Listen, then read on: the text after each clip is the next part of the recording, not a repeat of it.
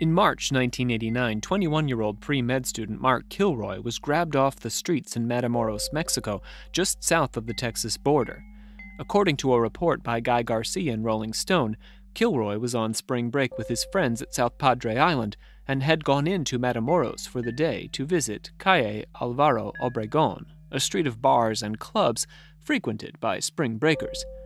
It was his second night in Matamoros, and his friends had parked across the bridge in Brownsville, the American side of the border town. Kilroy spent the night flirting with the third-place winner of a tanning contest before leaving with his friends to go back across the bridge in the early hours of the morning. His friend ran ahead to pee behind a tree in a small park and noticed as he left that a Mexican man was motioning at Kilroy. He figured it must be someone Kilroy knew. The man asked Kilroy, "Haven't I seen you before?" And that was the last anyone heard from him. Kilroy's disappearance would lead to the discovery of a genuine black magic murder cult in Matamoros. This, in turn, would link back to two men who collectively claimed to be responsible for the murder of over 200 people.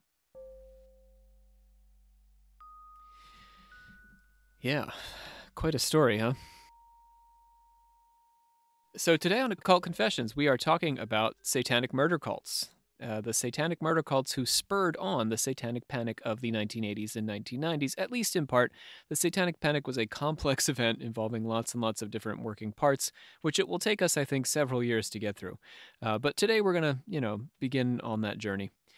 Actually, we're going to continue on that journey because this is the second part of our series on the impact of black magic on pop culture, particularly in terms of Satanism. If you haven't listened to our last episode on the panic, I'd suggest doing that before following us on this particular journey. My name is Rob C. Thompson. I'm the Supreme Hierophant of our Secret Order. I'm joined, as usual, by our Grand Master, Olivia Littoral. Hello. And our Sister of the 84th Degree, Savannah Verrett. Hello. So you guys ready for this? I'm always ready for this topic. Yeah, I guess that's true. You wake up ready to do this every day. You're just hoping I'm going to call and say, can we talk about murder cults? I mean, it happens more often than not, I feel like. that I do call and want to talk about murder cults? Yeah, I feel like, yeah. I guess that's fair, yeah. It happens reasonably, not so often or that text, maybe. You wouldn't want to wake up every day, though, and expect it. That's pretty like an often. Alarm clock. You're my alarm. I don't request it that often. Yeah, you're right. All right, let's pledge it out. We, the members of the Secret Order of Alchemical Actors, do solemnly commit ourselves to a full and honest telling of the history of the occult as far as we know it. All right, let's do a little business before we get down to the episode today. We got to give Brandon Walls, our voice actor, regular contributor on the voice side of things, we got to give him his occulty name. Ooh. So, I guess full disclosure, we met in advance, discussed this, and we liked Silver-Tongued Shadow. How do you guys feel about that? Yes. Yes. Shadow of the Silver Tongue. Okay, so it is done. I don't know what else to say. Bam. Congrats. Yeah. Congratulations, Brandon. I look forward to hearing your voice later in the episode. And we also talked about this crew, folks present, Savannah and Olivia discussed with me, naming what we're going to call everybody who listens to the show, because everyone's got these cutesy names for people, for their listeners. You know what I mean? That's kind of obnoxious. So we want to keep this nice and simple. This is Occult Confessions, so we're just going to call you our confessors. Yeah? That's cutesy. I like it. It is, but like, cutesy. It is a little, It's also kind of dark, but... Yeah, it's like a priest or something as your confessor. Yeah. Oh. Yeah. Well, I'm sorry, I don't do church, so... We're confessing I don't to do them. church. This is my religion. Oh, shit. This podcast. Wow. That's Nice. a lot of You just got weight points to carry. for that, yeah. Carry that burden. Okay. We want to welcome some new patrons. We have Brian, also Ian, and Ghoulie Go Lightly. Ghoulie Go Lightly. What a great name. A little spooky Audrey Hepburn action there. We have Alfred, also Vera, and finally Tony. Welcome. We have a review from a sentient ball of oats and anxiety. Oh, wow. I feel privileged. Oates appreciates that we cover a multitude of cultural perspectives, and we'll be doing some of that today, as a matter of fact. And finally, our friend Emery told us through the website. You can go on the website, send us a message. 666 is thought by some scholars to be gematria. This is referencing our current conversation about Satanism. But it doesn't signify Julius Caesar, which we wondered about, I think, on the last episode. It signifies Nero, who shortly after his death, rumors spread throughout the empire that Nero would rise from the dead. The scholars that hold to the gematria explanation of 666 believe that John of Patmos, the author of Revelation, saw this potential resurrection as a demonic parody of Christ's own, which he says is kind of metal, to be honest. It is kind of metal. Yeah. Thanks for that. Mm-hmm. All right, let's close up that business meeting and get on with the episode. Ready? Business adjourned. Yes. Business adjourned. On the 11th of April, Elio Hernandez Rivera, and I did take Spanish in high school before we do all this. Oh, that was how long ago? I don't want to say, but okay. but my graduate school language was French, so I tested in French as a graduate student. So it's been a while since I've had Spanish. So I'm going to do my best with these pronunciations. As usual, we botch them, but we sound very confident as we do them. Elio Hernandez Rivera was busted at a routine drug blockade for possession of marijuana. Elio was, at the time, the leader of the Hernandez Gang, a multi-generational drug smuggling family, and also a criminal justice student at Texas Southmost College in Brownsville, on the Texas side of Matamoros. Yes. That's alarming. That's a little. Awesome. Okay. That's so cool. He told them that his family ran a small ranch, the Santa Elena, 20 miles away, where the Federales discovered 75 pounds, for our European listeners, 30 kilos of marijuana. I guess not just European, but like everyone other than like Americans and British people, right? We're the only ones who use the customary system. Yeah, we suck. The cops also discovered a strange little shed that shocked and chilled them when they first opened it up. Reporting for the New York Times, Peter Applebaum described the scene. Honey, did you read the paper this morning? The Times. Did I read the paper? Some kind of satanic cult or something down in Texas. Well, I haven't read it. Listen to this. Rancho Santa Elena is at the end of a bumpy, mile-long dirt road on a flat, empty terrain dotted by farms, ranches, and an occasional hovel. A what? A hovel. A shack, you know, like your woodshed. There's a cult working out of our woodshed? Just listen. The 14 by 24 shack where the killings allegedly took place stood like a ghoulish still life today, unguarded by police officers. On the concrete floor were scattered dozens of cigars and chili peppers, boxes of altar candles, and empty bottles of cheap Mexican tequila. That's the best kind. By the front door was a large cauldron in which a horseshoe, turtle, goat's feet, and other animal remains floated in a dank soup like large sticks protruding from it.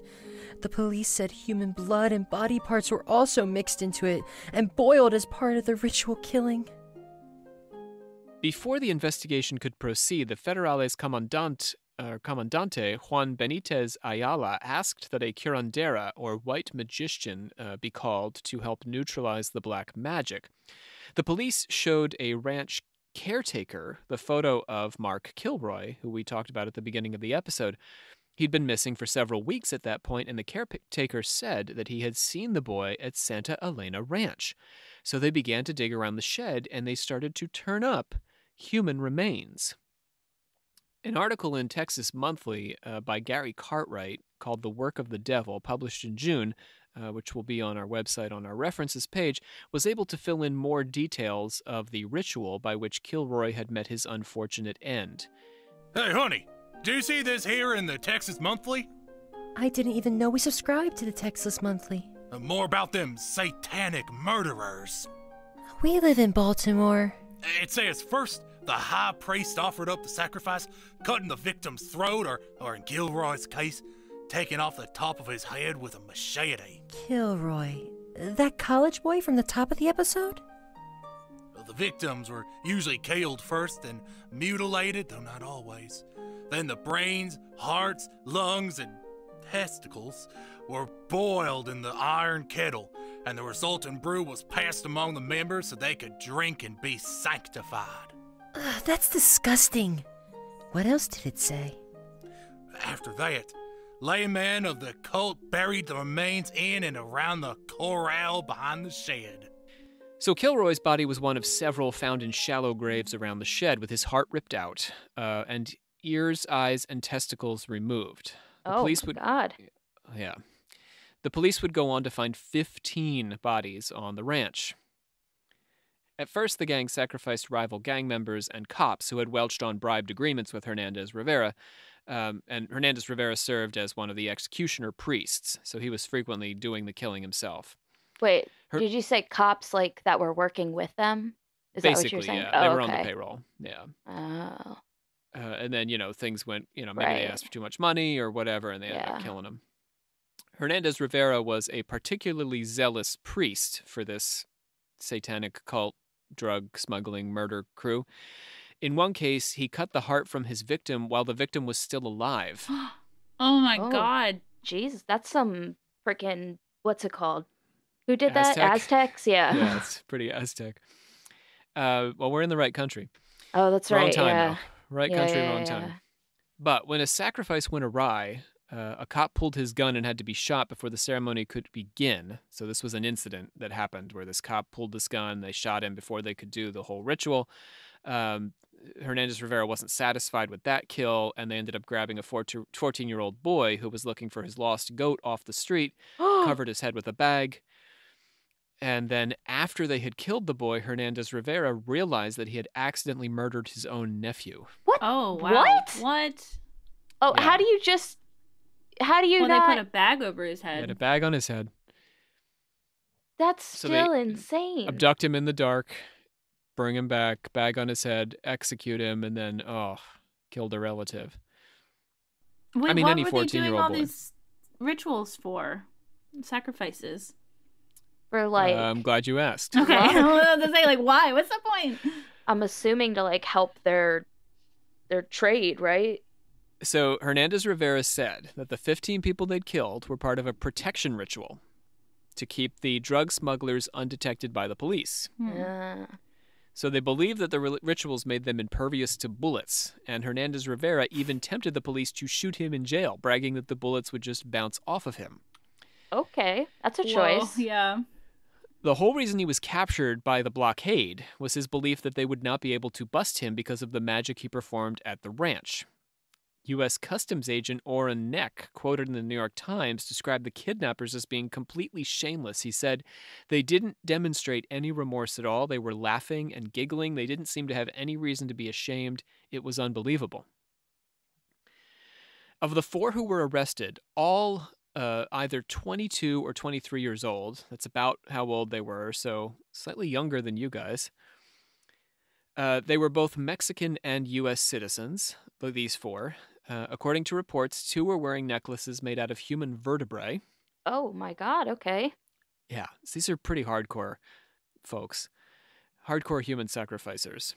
A wire had actually been attached to Kilroy's spinal column, which was buried with the rest of his body underground so that his vertebrae could be pulled out, one by one, as his body decomposed to make another necklace. Just horrible. But none of these 4 who were arrested were responsible for actually murdering Kilroy. They said his head had been hacked with a machete by a man they called El Padrino, which means the Godfather. Oh. El Padrino was the ripe old age of 26. His name was Adolfo de Jesus Constanzo. El Padrino was the sorcerer or black magician of the group.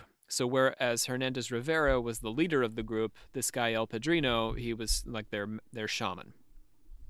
Evil shaman. Black magic shaman. Murder shaman. I don't know how else to qualify this. Okay. Right. Because shaman is generally a cool, pretty chill dude. Maybe not Yeah. necessarily chill, but a cool dude. In this case, bad shaman. Oh, okay. Constanzo was descended from a maternal line of Santeras, practitioners of the Afro-Caribbean religion of Santeria. He had grown up in a Cuban neighborhood near Miami where his mother lived and practiced Santeria. Santeria, like voodoo, is a blend of African and Catholic religion, and it features the invocation of gods or orishas through trance performance. Constanzo lived in Mexico City for several years, where he frequented the Zona Rosa, the city's gay district.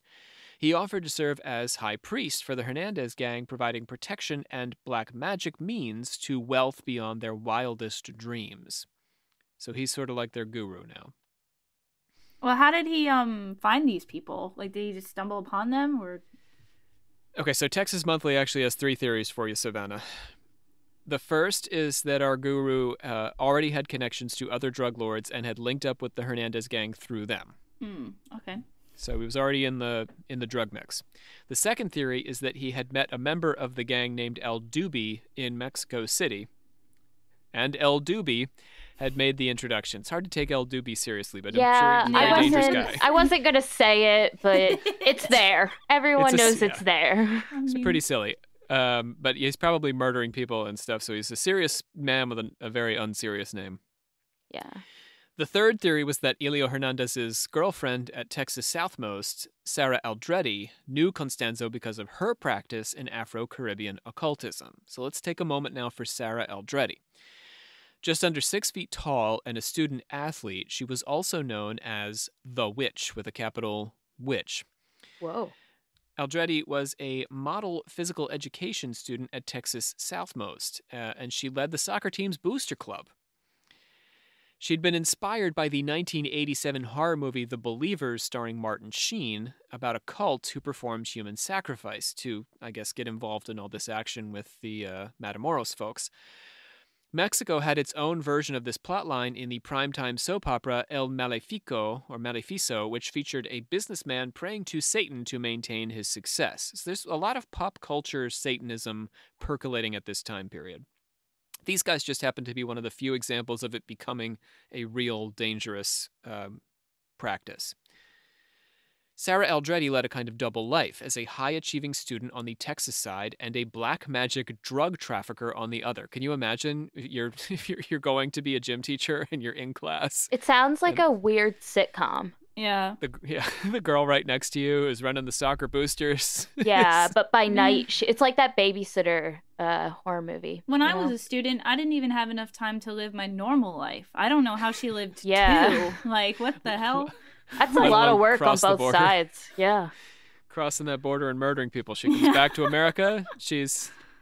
I don't even know. What she's like, it's like Hannah Montana. She's right. Yeah, a murderous Hannah Montana. Yeah, is Hannah Montana the pop star? Yes. Nobody's perfect. The pop star was a murderer. Yeah. Her performance at Texas Southmost was so persuasive that it wasn't until after the warrant had been put out for her arrest that anyone questioned how the daughter of a retired electrician was able to drive a brand new car with a built-in car phone. I'm going to say this again. So it's a retired electrician. So daddy's not rich. He's a working class guy, which is great, but you're not going to have a brand new car. And we're talking a car phone. Like, this is like Zach Morris days for car phones. People did not have phones. Hot shit back then. It's expensive service. So, but nobody wondered. Everyone was like, oh, of course. It's because she's so good at being a soccer booster. She's just so smart. The school gives her new cars. Yes. That's how it works. Skimming off the soccer booster candy sales.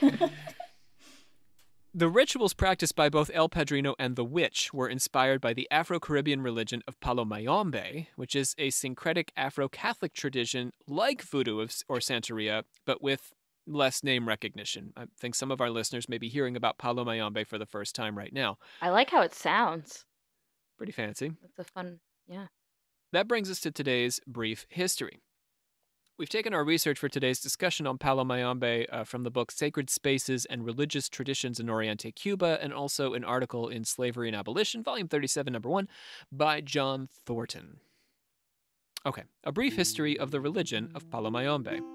The Congolese king Ntsinga Nkuwu embraced Catholicism when the Portuguese arrived to exchange hostages with him in 1483.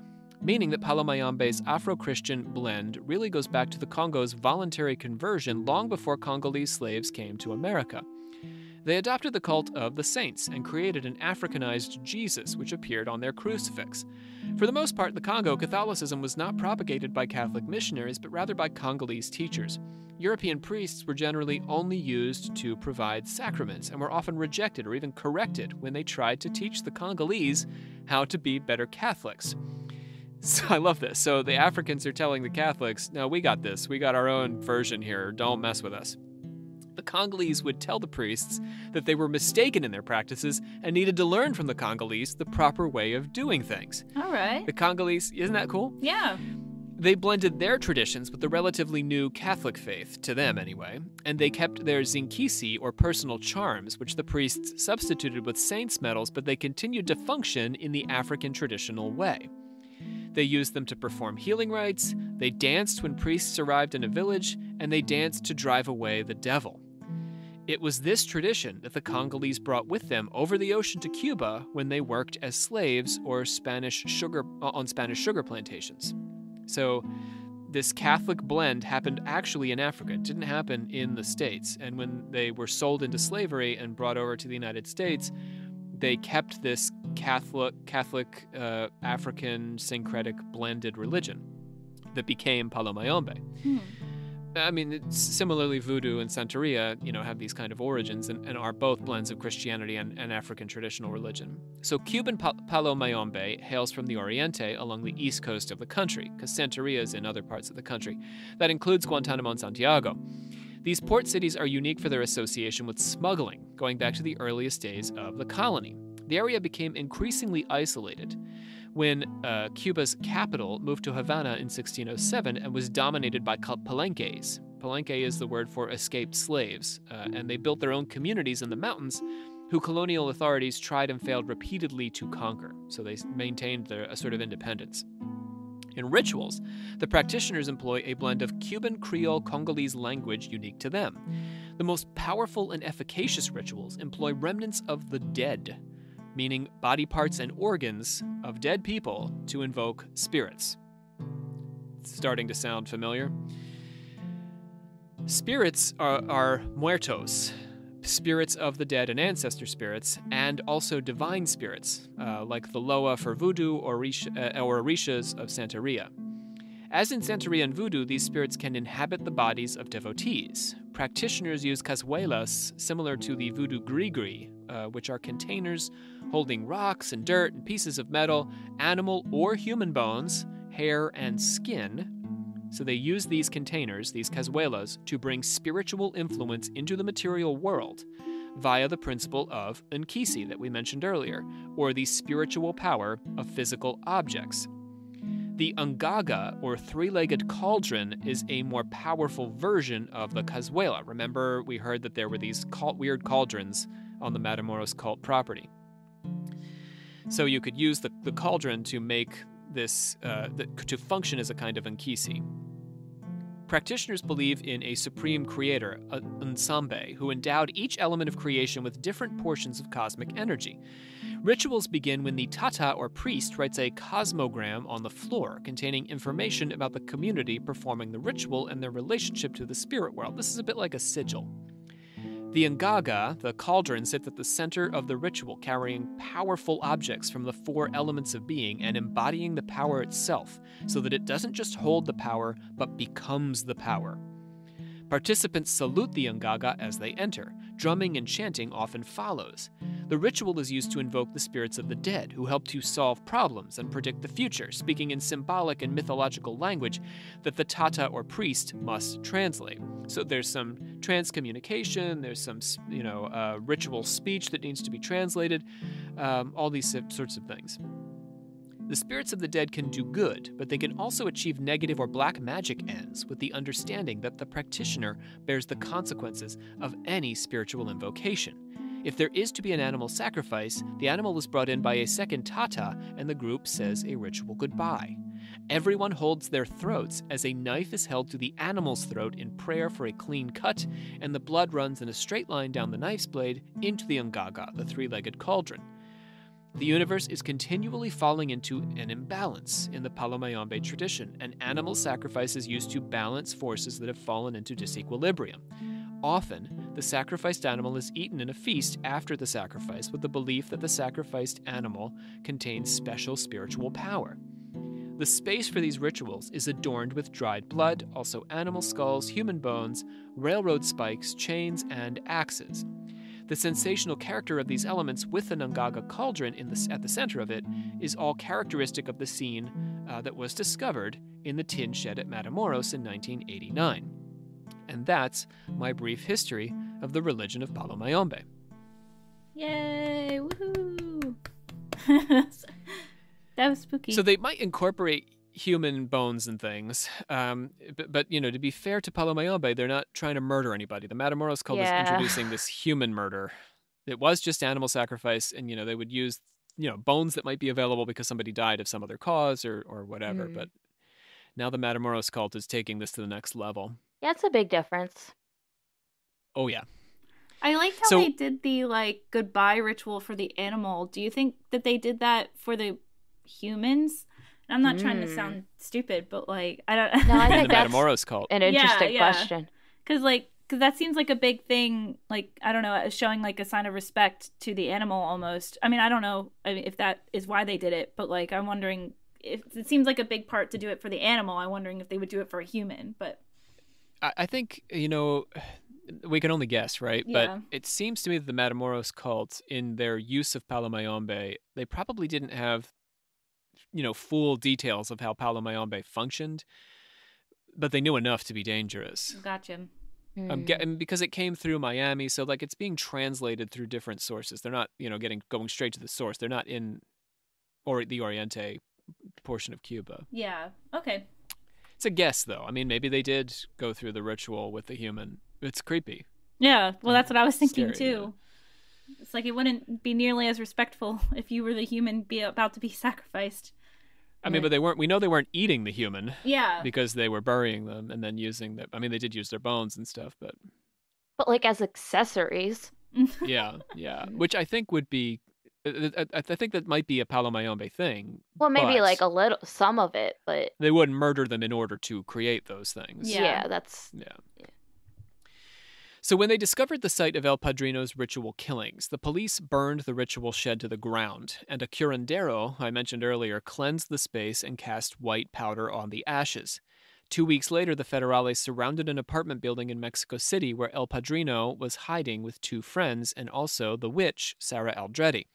As police closed in, Constanzo persuaded El Dubi to murder him and his close companion, Martin Quintana Rodriguez. Garcia reports in the Rolling Stone. When the Federales burst into the apartment a few moments later, they found black candles, 2 swords, and a skull made of white wax, and a blindfolded doll holding another doll. Constanzo and Quintana were found slumped together in a small closet, their bodies riddled with bullets. El Dubi, Arduit, and 3 other members of the occult were arrested on charges of homicide, criminal association, wounding a police agent, and damage to property. They had swords and a skull made of wax and a blindfolded doll holding another doll. Oh, that's so creepy. What? Don't with that. Do not with a doll holding another doll. What is that? Yeah, so that was the scene in the apartment. But the story of El Padrino does not end there. On the 9th of May, the New York Times reported via Reuters that his death may have been faked. DEA agent Armando Ramirez was quoted as saying, "We wouldn't put it past them to kill 2 other people and substitute them. They were shot up pretty bad in the face. I think there is a twist in this thing." While Adolfo de Jesus Constanzo was practicing a particularly bleak form of Palo Mayombe rather than Satanism, the clear connections to black magic in order to achieve nefarious ends fed the satanic panic. Geraldo Rivera aired an episode on his talk show on the events surrounding the scare, calling it Drugs, Death, and the Devil, South of the Border. Geraldo Rivera just loved the satanic panic. He made his fortune on this. Oh, man. I forgot that's what this whole thing was about for satanic a little panic? bit. Yeah, I forgot that's where this was going. I was so deep in what we were talking about, yeah. It's a good story, but yeah, the Matamoros Cult they were a real satanic panic cult, right? Yeah. For the most part, these didn't exist. This is one of possibly one. There might, I mean, Son of Sam made this claim, right, Olivia? You and I were just talking about this the other day. Son of Sam made false claims. You want to get into that for a quick second? Well, I mean, I don't.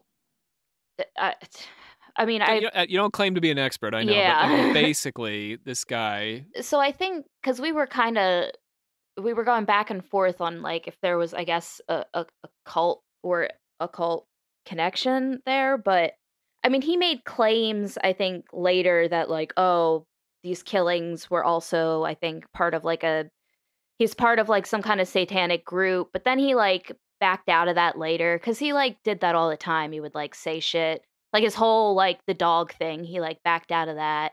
I don't know. But if you want to believe the satanic conspiracy, then you're going to latch on to that one time when he said... He sent like letters, I think, into the police about it or something because that was his, fetish. What's his name? Berkowitz? Is that his name? David Berkowitz, yeah. Berkowitz, yeah. All right, speaking of serial killers, I'm going to change the topics now. So that's all I've got on the Matamoros Cult, and we're actually going to give you 2 murderers for the price of 1 today. Oh, a deal. A steal. 2 murder conspiracies. Yeah, steal.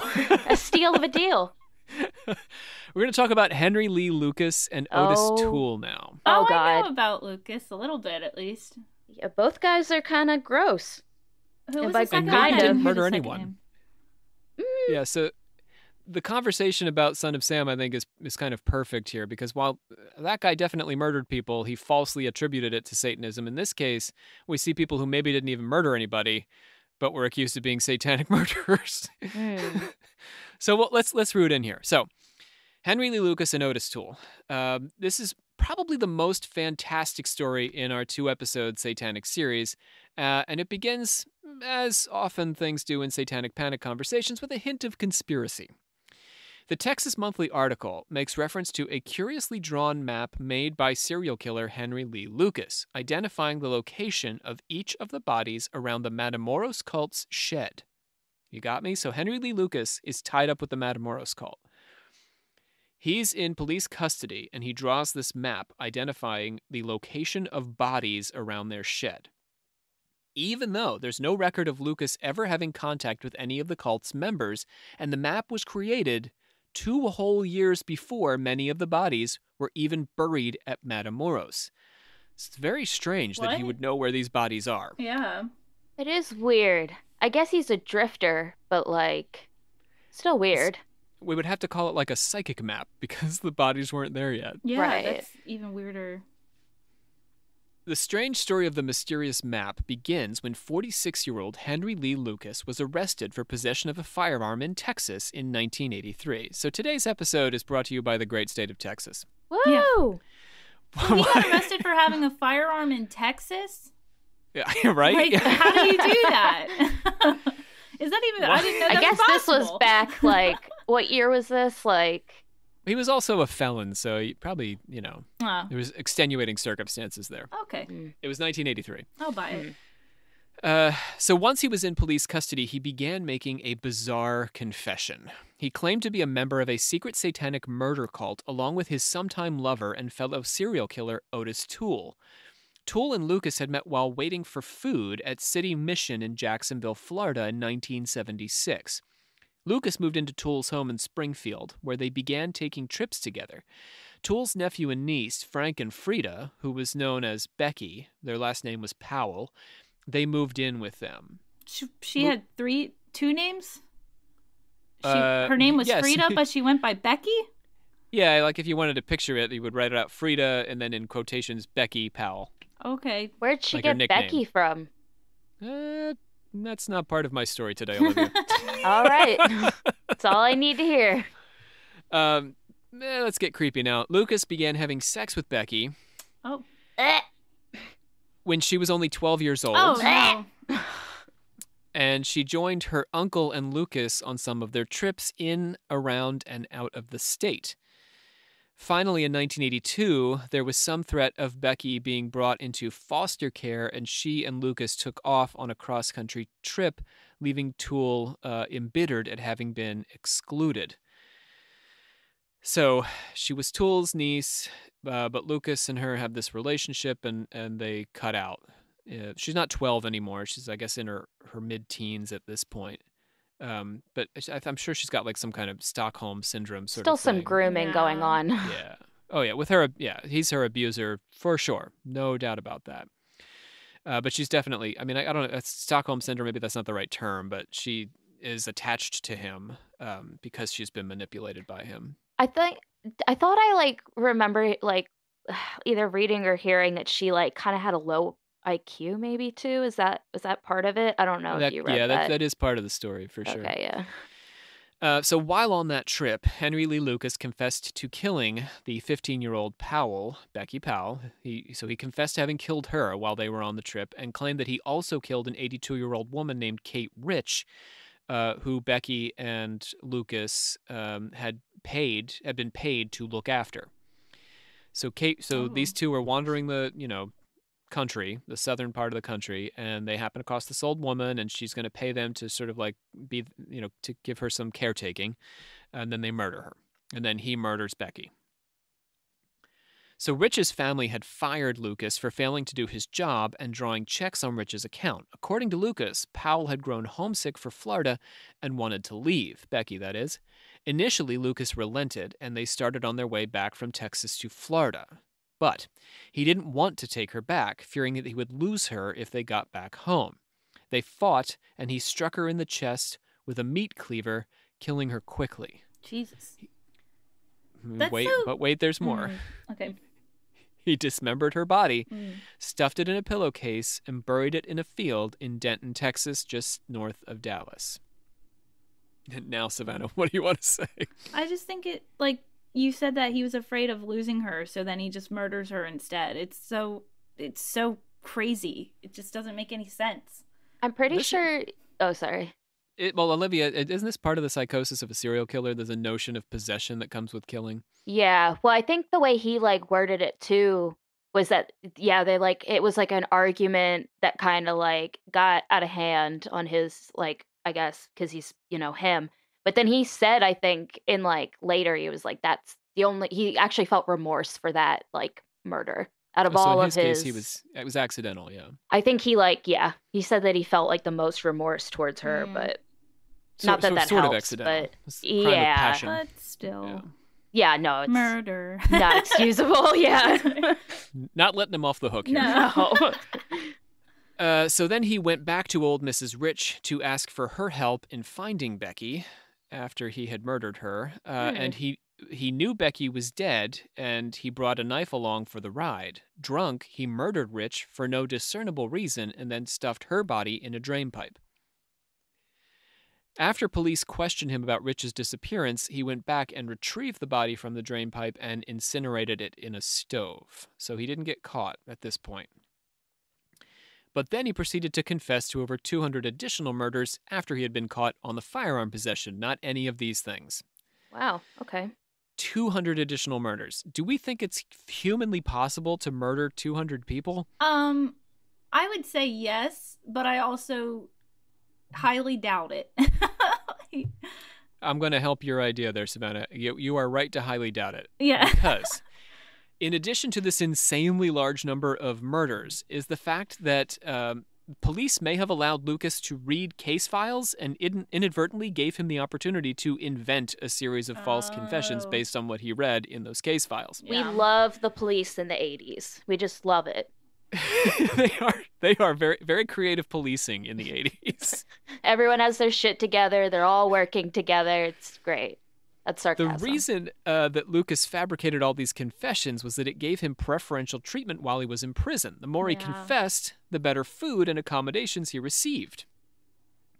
Later, he would claim that he was only responsible for the death of his mother, who he'd stabbed in the neck when he was 24. Although he claimed all he could remember was hitting her and causing a heart attack. That's okay. So let's talk about Mommy for a second, shall we? As we have to with all killers. Real quick. He took back all 200 of his murders and was like, never mind, I just killed my mom. They always do.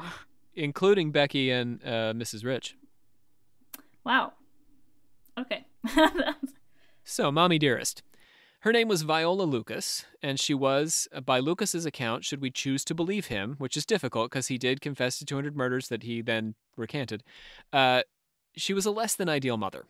She was a part-time prostitute who lived with Lucas, his brother, and her pimp, who was a double amputee who Lucas called his stepfather, in a dirt floor cabin in rural Virginia. Lucas and his brother sold moonshine and were often forced to watch as their mother performed sex acts with her customers. Lucas claimed that she dressed him up like a girl and refused to allow her son to express emotion. She was an abusive alcoholic and smashed a 2x4 over his head when he was between the ages of 5 and 10, causing serious injury to his brain. You're just checking off all the criteria. Yeah. Yeah, this brain injury, Olivia, this is common, right, for serial killers? Mm-hmm. Yeah, it's like there's like the cocktail. They say like the top 3 things, and that's like one of them is you have to have a head injury. And then mommy issues. Yeah. And then what's the... I think it's like killing animals is the other one. I see. I think.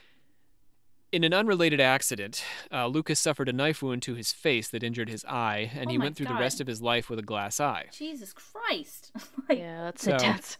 We start to feel a little bad for him if we want to buy all this backstory. Lucas also claimed that his mother's lovers got him involved in bestiality and necrophilia. Here we go, Olivia. Yeah, here we are. Killing sheep and dogs and having sex with their corpses. Yep, that checks it off. I'll go you one better than murdering animals. Yep, you just double-checked. He said his first murder took place when he was 14, and he killed a girl to have sex with her lifeless body. Okay. After his mother's murder in 1960, he was sent to prison, but several suicide attempts persuaded the authorities to transfer him to a psychiatric facility for the next 5 years.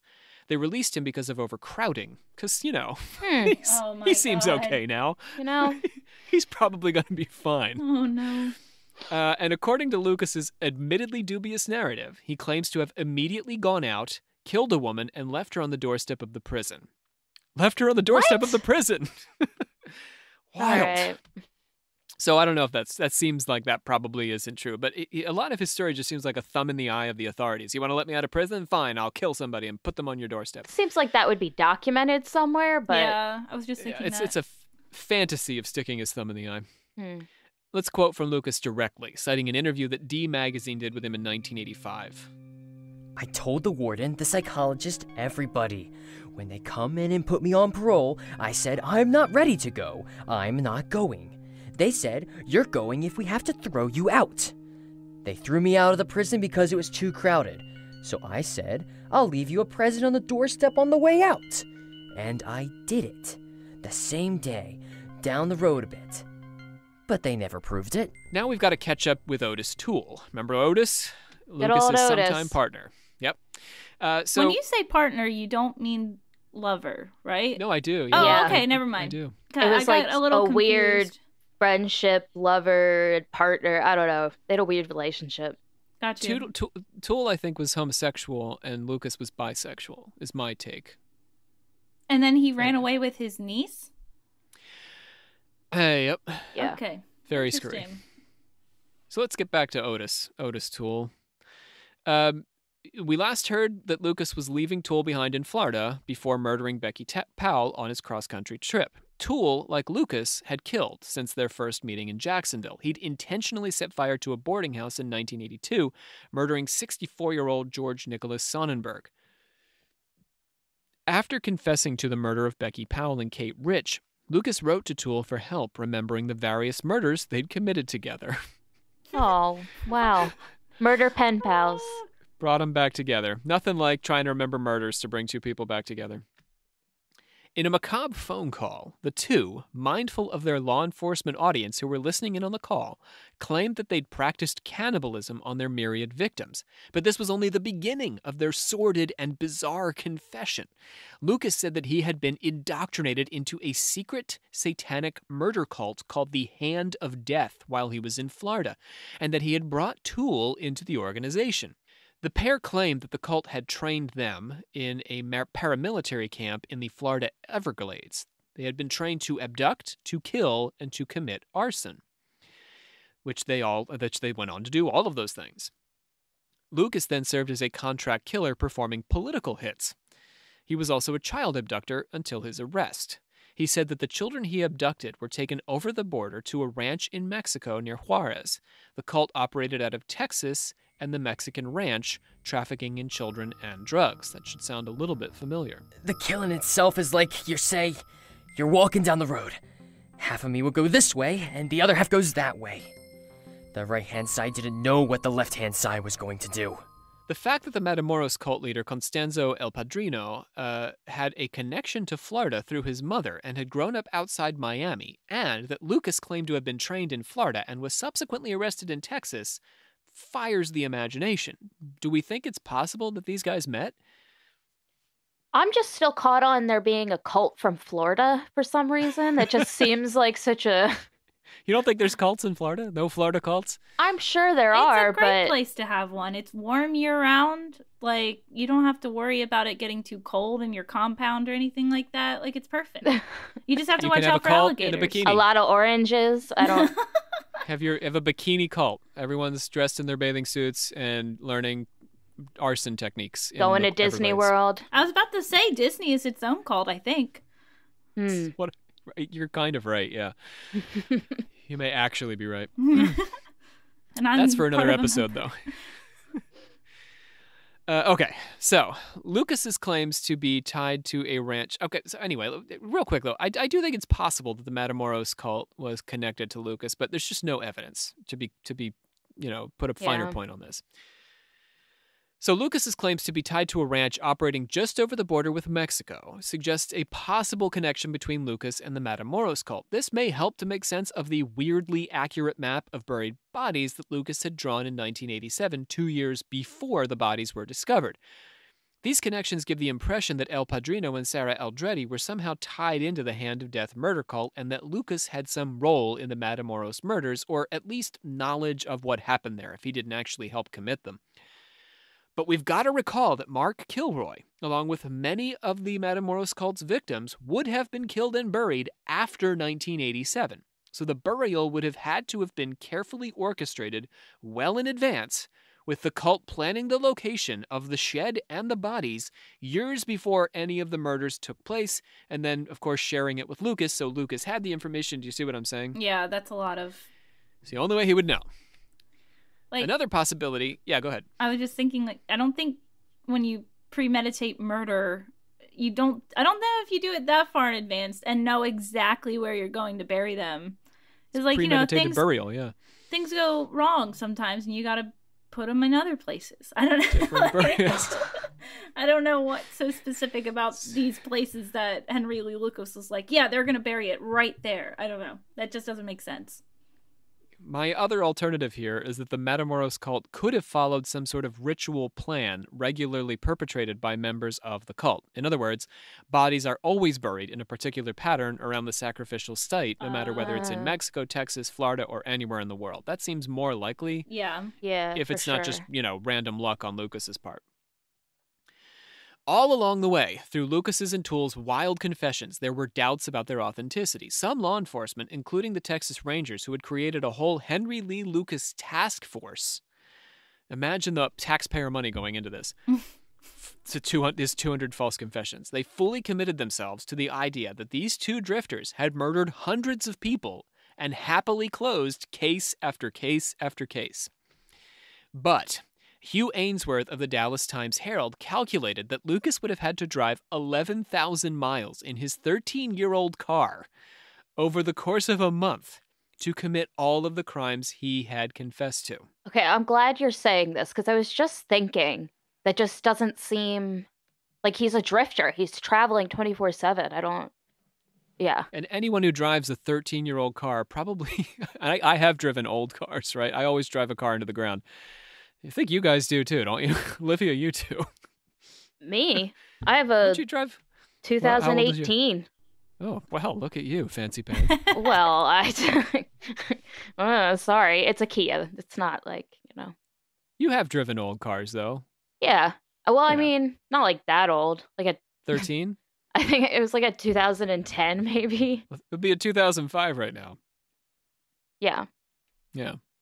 Anyhow, you don't want to be driving that around the Texas desert is what I'm trying to say. Right, I get your point. Yeah. It's 11,000 miles. So Lucas confessed to murdering a police officer who had committed suicide, for example. How did Also he a man even... in Delaware who someone else had confessed to murdering. Get out of What? Delaware. Sorry. What the hell? Yeah, he's up in the Delmarva area now. Periodically, Lucas would recant his confessions and then reconfess and recant over and over. In one of his reconfessions on a radio interview, he claimed that he had to recant because the Hand of Death would have killed him otherwise, the cult he was a member of. But if These he things already aside- said it, I feel like Too late now. that's in motion, right? Like he... Should have killed him by now. He Oh confessed my to 200 God. murders. I don't think you can take it back and... They really got to chase this man down. 200 murders in. When are Okay. they going to get him? Yeah. How many is too many? If he does one more, just one more, we are taking him out. Right.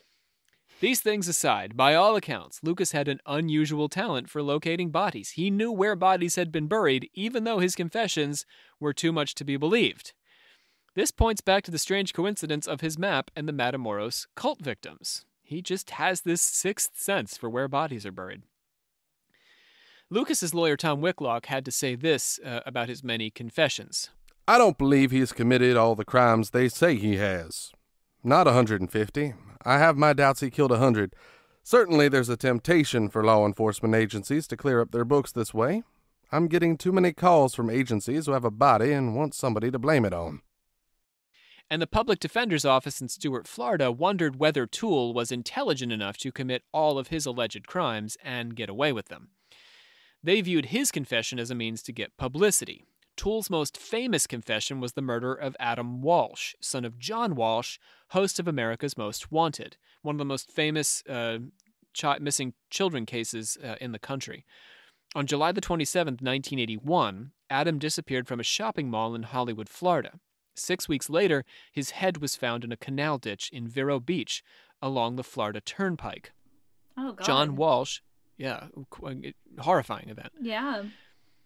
John Walsh earned his place in American popular culture as a result of his son's widely publicized murder and his subsequent success getting a law passed to compel the FBI to keep a detailed database about missing children, which was a great thing. Coincidentally, Adam had, well, not the death or any of that, I mean the database. Yeah.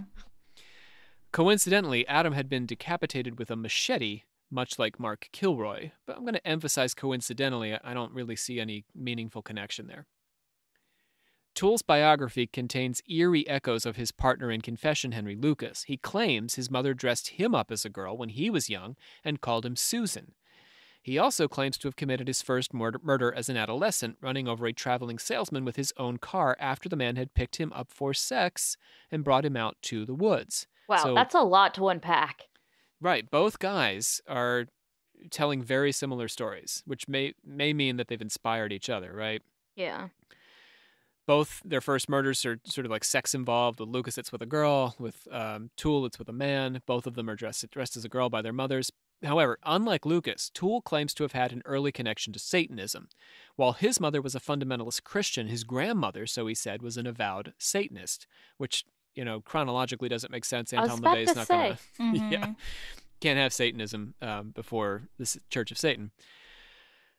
He said his grandmother had called him the devil's child and that he'd watched her dig up body parts in a graveyard to conduct demonic rituals. So I guess what he really means by Satanist is some sort of like witch, or what we would call a Or black just mass crazy. kind of witch. Yeah. She's digging up bodies. I don't know if that makes you a witch as much as it makes you. I don't mean witch like Wiccan witch. I mean witch like witch trial witch, inverting Christian ritual and Yeah. desecrating things. So Satanism lurks around every corner in both Lucas and Toole's confessions, but is it really there?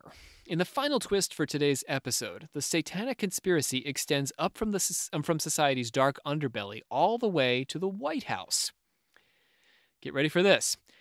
Lucas was sentenced to death in Texas, and Toole was sentenced in Florida.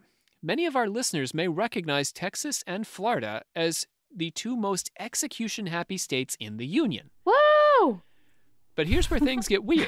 Sorry. They're hooray, execution. Hot take. Sorry. That's a hot take for sure. But their sentences were commuted from death to life in prison by two famous brothers. Lucas's sentence was commuted by then governor and soon-to-be president George W. Bush. Oh, here we go. And Toole's sentence was commuted by George's brother, everybody together now, exclamation point, Jeb. Jeb did something? Oh my God.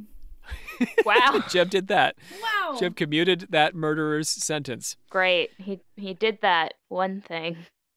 Neither George W. nor Jeb were known for their squeamishness or leniency in the face of executions. Let's not forget that we owe the horrors of Guantanamo Bay to the Bush administration.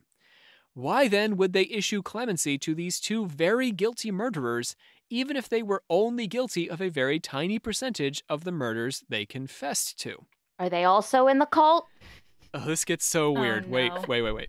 Any evidence of a nationwide satanic murder cult is purely circumstantial, and any connection to the Bush family implied by their unlikely pardons is even more difficult to prove. However, there's more to this particular connection than just these unlikely pardons.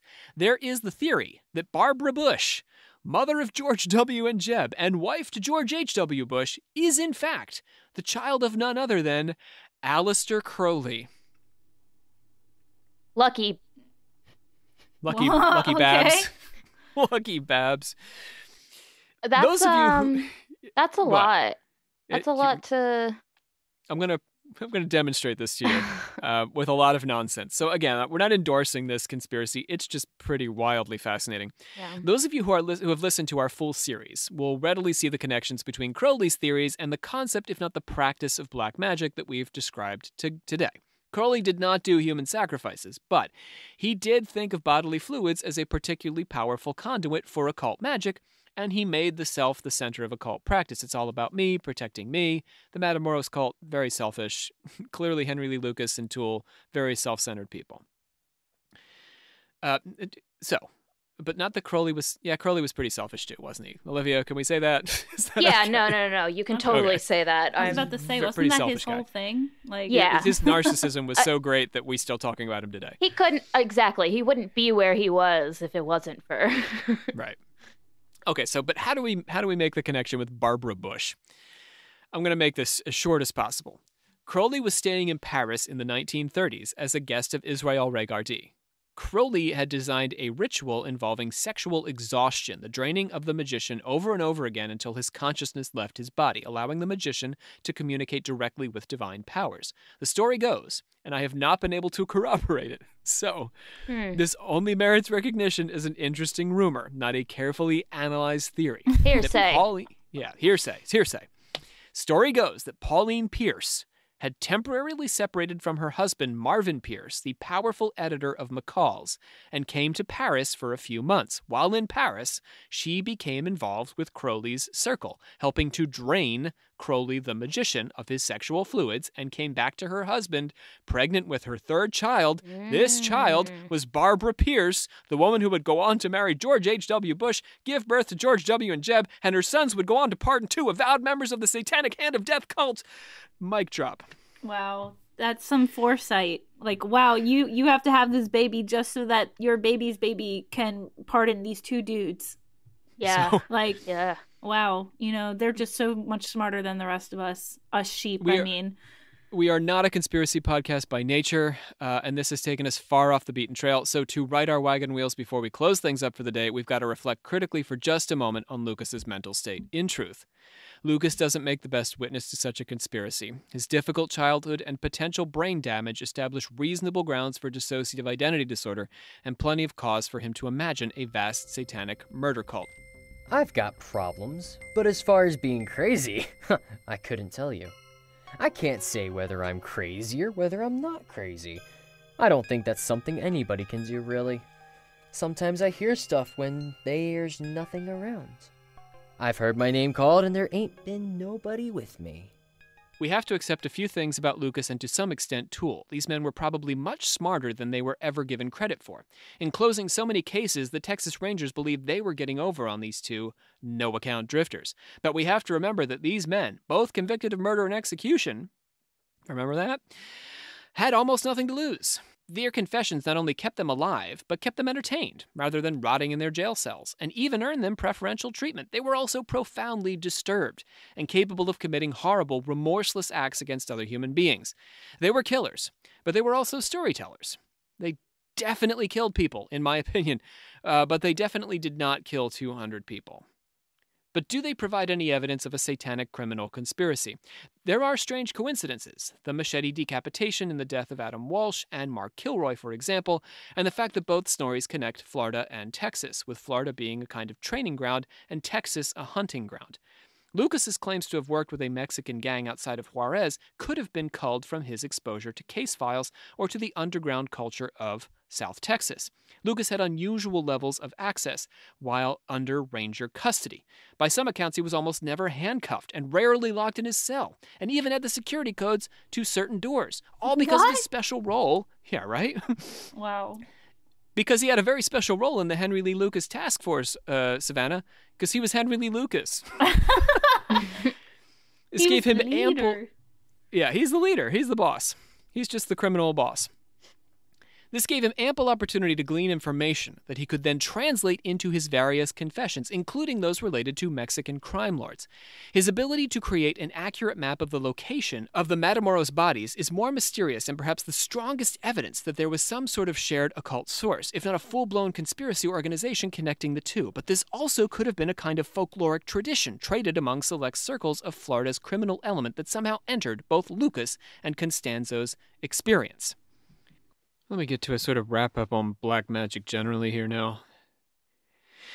Black magic as a self-centered, power-oriented, and intentionally antisocial practice certainly inspired the murders committed by the Matamoros Cult and the confessions, if not the crimes, of Lucas and Toole. This was a relatively new phenomenon unique to the 1980s and 1990s, the golden age of serialized horror films, starting in the late 1970s with The Exorcist and The Shining, and continuing with Halloween, Friday the 13th, Nightmare on Elm Street, Child's Play, Gremlins, on and on. Many fantastic quasi-occultist tales of demonic forces stalking the innocent. Black magic was a place the criminally disturbed could turn to lend drama and meaning to their unsettled lives. At the end of the day, it doesn't matter whether the Bushes are involved in a satanic conspiracy that includes a series of criminal gangs. The conspiracy theory exists, as most do, because of our knowledge that people in power are morally compromised by virtue of their having sought after power. Satanism is an ideal trope to make sense of how these people are compromised because, whether the message comes from a raving podcaster obsessed with MKUltra or Michael Aquino, the meaning of Satanism doesn't fundamentally change. Satanism puts the individual first, in contrast to other traditions which attempt to displace the self as the center of our own universe. Government, pop musicians, and Hollywood actors are accused of Satanism because they are, by nature, deeply self-centered people, which often requires that they overlook and even hurt others in their quest for fame and power. Is a politician who orders a military action or cuts funding for disaster relief very different from El Padrino commanding the Hernandez gang to kill for their collective protection? How thin is the line between a celebrity who invests all their time and energy into gaining and maintaining the attention of as many people as possible and a serial killer who dreams of becoming notorious and tells wild tales to win headlines? Our study of black magic brings home an important theme of the kind of spiritual path I encourage for my students and alchemical actors. As the ancient Taoist masters taught, we must constantly seek balance. Our lives are a ceaseless effort to balance selflessness and selfishness. We must love others, and we must love ourselves, with neither project overwhelming or undermining the other. We can love others so much that we neglect our own health and safety, like a young mother who crashes her car because she is not sleeping enough looking after her baby. We can also love ourselves so much that we forget to help others in need, babysitting so that that young mother can take a nap. We can even suck others into our orbit so that they become means to our ends, rather than ends in themselves. Lucas killed Becky Powell when she wouldn't be what he wanted anymore, and asserted herself. Elio Hernandez Rivera killed Mark Kilroy to feed his own sense of invincibility. When we ask others to sacrifice themselves for our fame and our power, how different are we? All right, Olivia, bring us home. I hereby adjourn and declare closed this meeting of the Secret Order of Alchemical Actors till such a time as we get together and do it again. I want to thank Savannah for joining us on the mic. Oh, goodbye. Woo! Sister of the 84th degree, and Woohoo. Olivia, as is customary. Goodbye. And all of our voice actors today. We'll catch you next time here on Occult Confessions.